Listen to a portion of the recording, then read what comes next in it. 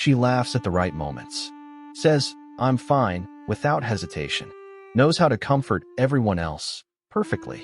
But there's something in her eyes that doesn't match the rest. A quiet distance, like she's always somewhere else, even when she's right in front of you.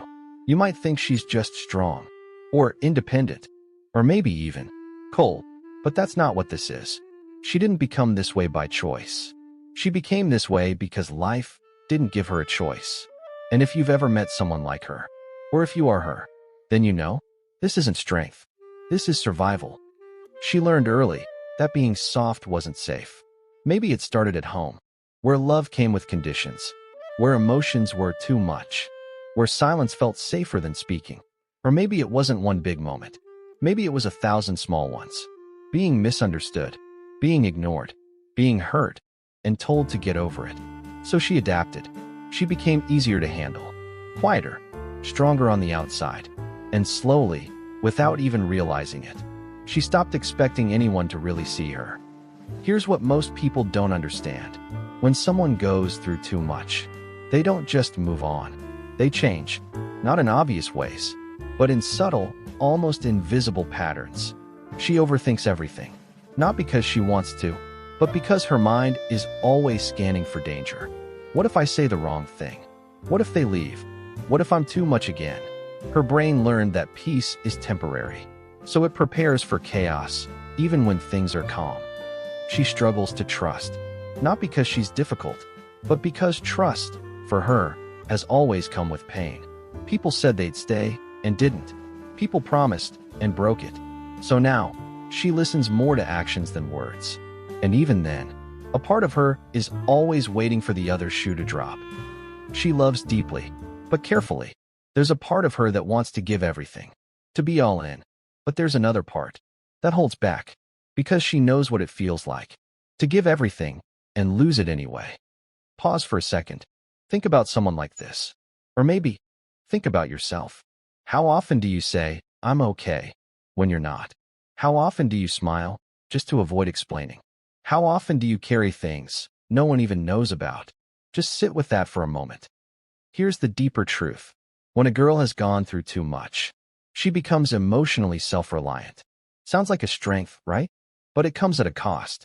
She stops asking for help, stops depending on people, stops believing that anyone will truly stay. And over time, she becomes the person everyone leans on, but no one checks on. You'll see it in small moments. She's always the one giving advice, always the one showing up, always the one holding things together. But when she's struggling, she disappears. Not because she wants attention, but because she learned no one really notices anyway. And here's where it gets complicated. People start admiring her. "You're so strong. I wish I could handle things like you do." But they don't see what it took to become this way. They don't see the nights she cried quietly, the times she had to heal herself alone, the moments she wished someone would just understand, without her having to explain. She doesn't open up easily. And when she does, it's not casual.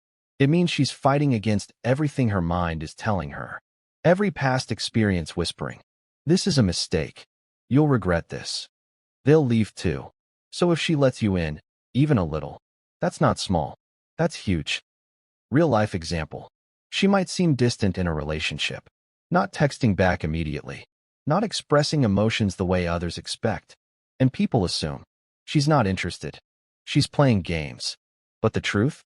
She's trying to feel safe.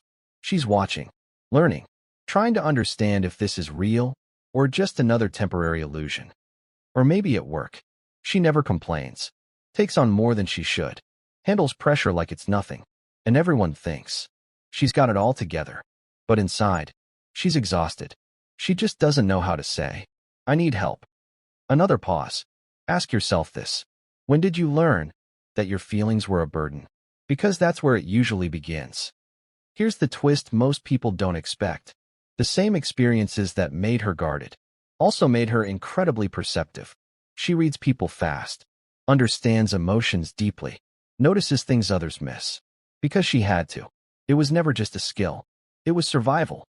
That's why she can sense a shift in your tone, a change in your energy, a hidden intention. And while that makes her wise, it also makes her tired. Because her mind never really rests.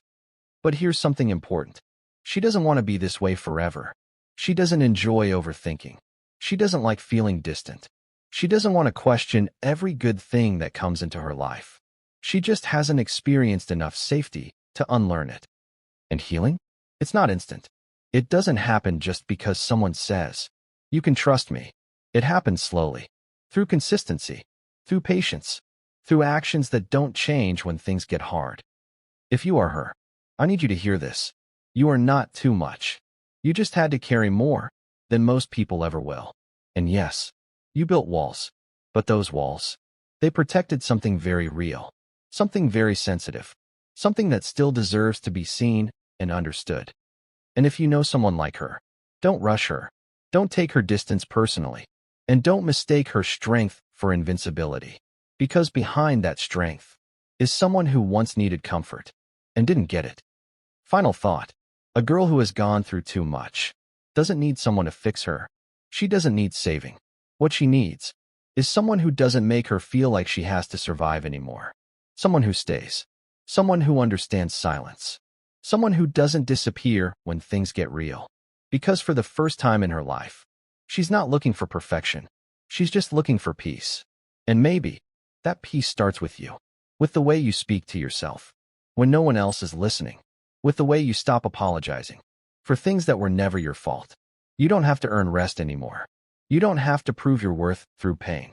It's okay to choose a life that feels soft, even if it's unfamiliar. It's okay to believe that something good can stay, because you are not who you were in those moments. You are who survived them and kept going. And this time, you're not just healing to survive. You're healing to finally live. And one day, you'll look back at this version of you with nothing but quiet pride and gentle understanding.